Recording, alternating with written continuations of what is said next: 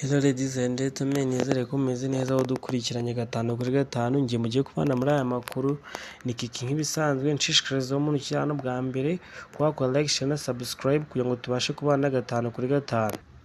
Amakuru tugiye kubagezaho ni amakuru dukesha ikinyamakuru cyandika hano mu Rwanda nk'igihe, aho ikinyamakuru igihe cyanditseho ko Perezida wa Repubulika Felix Tshisekedi yongeye kwambura ubwenegihugu bamwe mu banyekongo bo mu ntara ya Kivu y'Amajyaruguru, nyuma y'aho barambiwe ubuzima bwo kuba mu nkambi z'impunzi, bikagaragara ko basubiye mu bice byagiye byigarurira n'abarwanyi ba M23 baherereye muri iki gihugu cya Kongo. Uyu mukuru w'igihugu yatangiye gukoresha imvugo zambura ubwenegihugu abanyekongo bo mu burasirazuba bwa Kongo, nyuma y'aho abarwanyi ba M23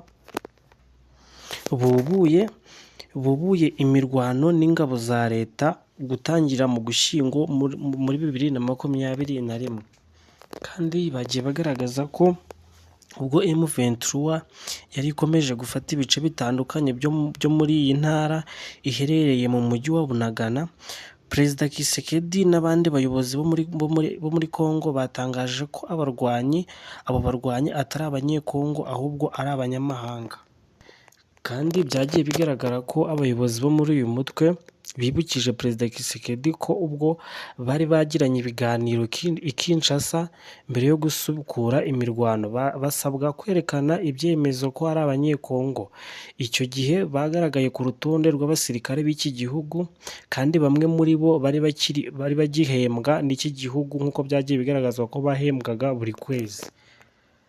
Kandi byagiye bigaragara ko mbere y'abagize imitwe yombi y'inteko nshinga amategeko ya Democratic Republic of Congo, Perezida Tshisekedi ku wa 11 Ukuboza 2024 muri mwaka turimo yatangaje ko u Rwanda ruri gufasha M23 kandi ko ruri mu bikorwa byo gukura abanyekongo benshi muri teritwari z'ingenzi rukabasimbuza abanyamahanga.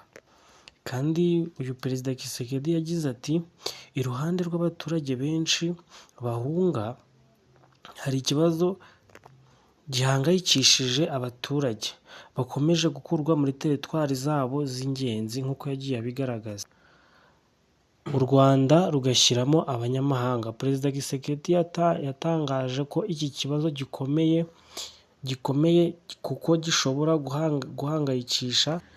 guhungabanya kwishyira hamwe kw'abaturage. Asobanura ko iki kibazo kandi gikenewe ingamba zihutirwa kandi zigomba guhita zishyirwa mu bikorwa zikoreweho. Amakuru twese tubafitiye nahagarukiye, njye mwabonaga muri aya makuru n'iki nk'ibisanzwe, nshishikariza umuntu kuba wakora like, share na subscribe kugira ngo tujye tubasha kubana gatanu kuri gatanu, tunabashe no kwagura YouTube channel. Ciao ciao, mukomeze mugire ibihe byiza, Imana ibarinde.